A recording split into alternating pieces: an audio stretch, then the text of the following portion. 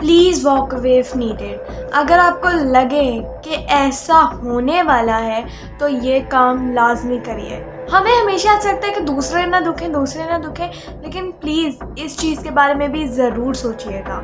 यही चीज़ है जो आपका फ्यूचर या तो बनाएगी या तो बिगाड़ेगी।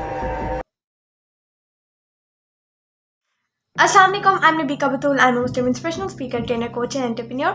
कैसे हैं आप सब? मैं उम्मीद करती हूँ कि आप सब अल्लाह के फजल करम से बिल्कुल ठीक ठाक होंगे। जैसे कि आप सब जानते हैं कि हमारी एंटी मैनिपुलेशन की एक सीरीज़ चल रही है जिसका हम बात कर रहे हैं कि मैनिपुलेशन ख़त्म कैसे की जाए, या ऐसी कौन सी टेक्निक्स टैक्टिक्स या ऐसी कौन सी चीज़ें जो मैनिपुलेशन ख़त्म करने के लिए होती हैं, यानी कि मैनिपुलेशन के एंटी होती हैं। क्योंकि बहुत से लोग बातें करते तो हैं मैनिपुलेशन की, और बहुत अच्छी तरह बहुत से लोग गाइड भी करते हैं कि मैनिपुलेशन होती क्या है, कितनी टाइप्स की होती हैं, कैसे होती हैं, ये बात की। सबसे पहले तो मैंने आप लोगों को बेहतर तरीके से गाइड करने की कोशिश की, क्योंकि मैंने आपको मोस्ट ऑफ द यानी कॉमन मैनिपुलेशन टेक्निक्स के बारे में तफसीलन बात की। जैसे कि करैक्टरिस्टिक्स बताया, कॉमन टैक्टिक्स बताया, जो फ्रेजेस वो यूज़ करते हैं वो कौन से हैं, या फिर हमें अपने आप को उससे निकलना कैसे है। तो मोस्ट ऑफ द लोग क्या करते हैं, वो मैनिपुलेशन की सिर्फ बात करते हैं कि मैनिपुलेट कैसे किया जाए, या फिर लोग मैनिपुलेट कैसे करते हैं आपको। बट लबीका आपको ये बताती है, क्योंकि मैं एक इंस्पिरेशनल स्पीकर हूँ, और इंस्पिरेशनल स्पीकर की एक ख़ासियत होती है और ये उसकी रिस्पॉन्सिबिलिटी होती है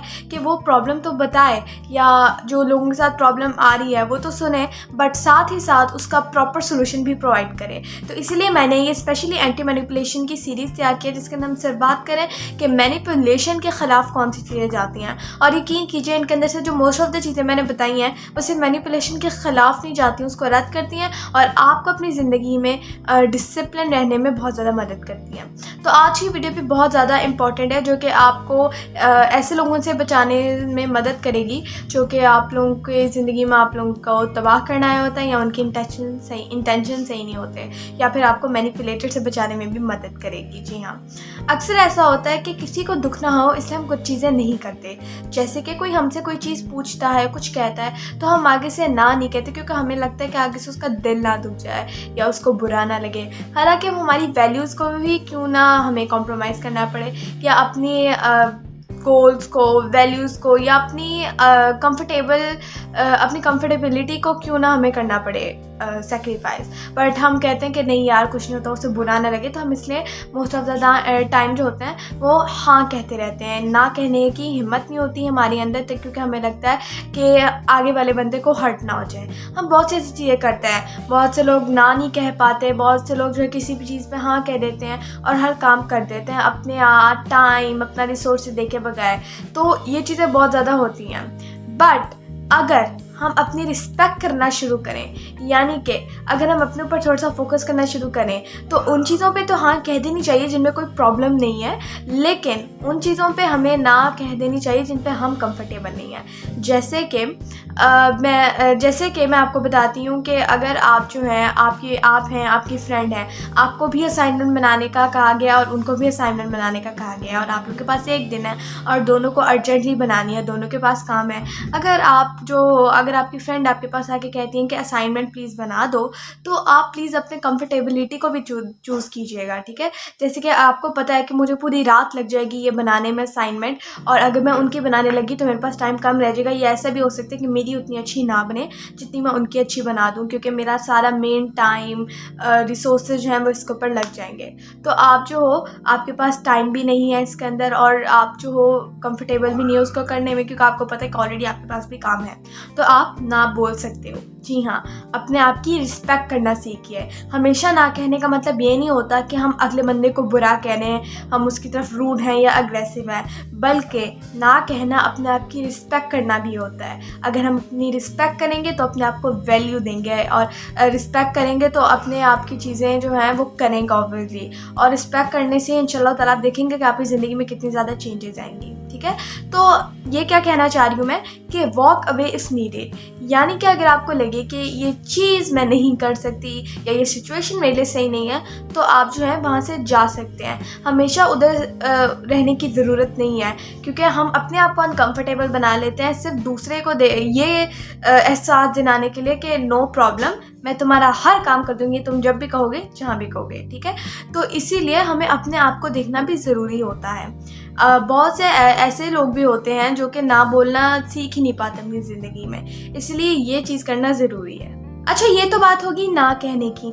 मैनिपुलेटर से फेक टैक्टिक थोड़ी यूज़ करते हैं, वो बहुत सी यूज़ करते हैं। अब ऐसा भी हो सकता है कि आपकी फ्रेंड हो, कोई हो जो कि एक मैनिपुलेटर हो, ठीक है, वो आपको जो है किसी सिचुएशन के अंदर धकेलने की कोशिश कर रहा है या फिर आपको जो है किसी चीज़ पे प्रेशराइज़ कर रहा है। जैसे कि एग्जांपल लेती हूँ, आपकी फ्रेंड आती हैं जो कि असल में एक फ्रेनेमी है आप कह लें या मैनिपुलेटर है, तो आपके पास आती है और आपको कहती है कि ओके हम सारे जा रहे हैं इस पार्टी के अंदर, तुम भी आ जाओ साथ, हम मिल के चलते हैं। और आपको लगे कि नो मैंने नहीं जाना चाहती, तो आप कह दें नो मैं नहीं जाना चाहती, आपकी कोई भी रीज़न हो, आप अनकंफर्टेबल ना हो, तो कुछ भी आप जो कह दो कि नहीं सॉरी मैं नहीं आ सकती या मैं नहीं जाना चाहती। आगे से उसे यानी कि आपको प्रेशराइज करे कि आर यू श्योर, इतने सारे लोग जा रहे हैं, तुम अकेली पागल हो, ऐसे अल्फाज यूज़ करें या ऐसी सिचुएशन बनाने की कोशिश करें। तो आप लोगों को सेल्फ वैलिडेशन करनी है, ठीक है, उनकी बातों पे ज़्यादा नहीं जाना। आप अपने आप को, अपनी फीलिंग्स को, अपने इमोशंस को देखिए, सुनिए वो क्या कह रहे हैं। अगर आपको लगे कि ये यहाँ नहीं जाना चाहिए तो आप प्रेशराइज होकर उनकी बातों में आके मत जाइए या उनकी बात मत मानिए, ठीक है, बल्कि आपको लगता है अगर कि यहाँ से जाना ज़रूरी है, यानी कि यहाँ से या उस मैनिपुलेटर या जहाँ भी आप अनकंफर्टेबल फील करें, अगर आपको लगे कि यहाँ मैं फ़ील नहीं करी सही या फिर ये सिचुएशन मेरे लिए सही नहीं है, मुझे यहाँ से चले जाना चाहिए या इस सिचुएशन से वॉक अवे कर लेना चाहिए, तो आप लोगों को वो कर लेना चाहिए, ठीक है। तो हमें कभी कभार अपनी गट फीलिंग को भी जो है उसको सुनना चाहिए और देखना चाहिए कि वो क्या कह रही है। क्योंकि क्या होता है, मैं ये क्यों आप लोगों के साथ शेयर कर रही हूँ, बहुत से लोगों को लगेगा कि नहीं ये तो बहुत रूड हो जाएगा, ये तो बहुत एग्रेसिव हो जाएगा। नहीं, क्योंकि हमने अपनी ज़िंदगी के अंदर अपने आप को रिस्पेक्ट करना ज़्यादातर सीखा ही नहीं होता, ठीक है। तो इसीलिए हम क्या करते हैं, हम दूसरों के इशारों पे नाचते हैं। तो इसीलिए हमें अपने आप की रिस्पेक्ट करना आना चाहिए और इंडिपेंडेंट होना आना चाहिए। मैं हमेशा कहती हूँ कि सिर्फ फाइनेंशियली इंडिपेंडेंस नहीं होनी चाहिए, बट इमोशनली इंडिपेंडेंस भी होनी चाहिए, ताकि हमें पता चले हमने कब कहाँ कैसे डिसीजन लेना है, और उसके अंदर इमोशंस हमारे बहुत बड़ा रोल प्ले करते हैं, ठीक है।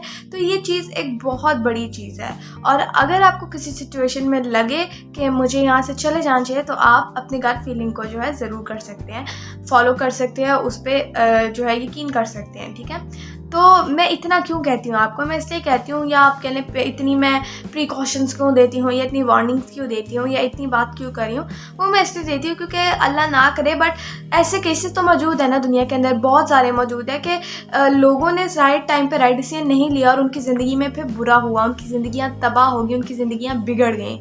और मुझे कोई केस खोलने की ज़रूरत नहीं है, आप लोग बेहतर जानते हैं, दिन ब दिन ऐसे केसेस आते हैं। तो इसीलिए हमें क्या करना है, हमें अपने आप को, अपनी फैमिली को, अपने बच्चों को सिक्योर करना है। और वो कैसे करना है वो मैं पूरी अपनी एंटी मैनिपुलेशन सीरीज़ के अंदर बता रही हूँ, और ये वीडियो भी बहुत ज़्यादा ज़रूरी है, ठीक है। आप खुद को भी ये चीज़ समझाएं, ठीक है। सबसे पहले खुद को, सबसे पहले आपने ये चीज़ खुद को बतानी है कि वॉक अवे इफ़ नीडेड। अगर उस सिचुएशन से, उस बात से चले जाना ज़रूरी है, देन वॉक अवे, तो फिर वहाँ से चले जाओ, सिचुएशन से निकल जाओ।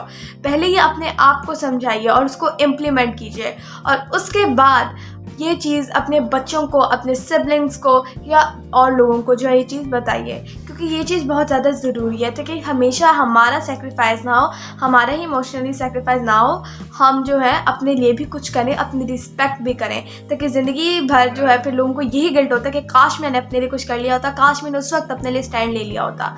तो इसीलिए मैं नहीं चाहती किसी को भी ये गिल्ट हो, किसी को भी ये रिग्रेट हो, तो इसीलिए आज से ही आप जो है ये चीज़ शुरू करिए, ठीक है। लेकिन आपको एक और चीज़ ज़रूर कहना चाहूँगी कि हमेशा सेल्फ इवैल्यूएशन रखिएगा अपने साथ, यानी अपने आप को सेल्फ इवैल्यूएट कीजिएगा, ताकि आप जान सके कि सिचुएशन में मैंने सही किया या गलत किया।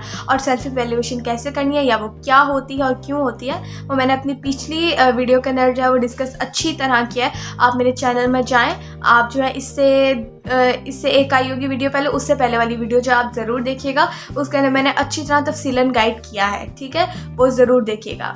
Thank you for watching my video. I hope कि आपको समझ आई होगी, एंड इसको ज़्यादा से ज़्यादा आगे शेयर करें ताकि लोग अपनी ज़िंदगी के अंदर बेहतर बन सकें और लोगों की ज़िंदगियों के अंदर आसानियाँ आएँ। Thank you for watching my video. Like करें, शेयर करें, चैनल को सब्सक्राइब करें, हैप्पी लाइफ लेडीज़ क्लब को ज्वाइन करना मत भूलिएगा। Thank you. अल्लाह हाफ़िज़।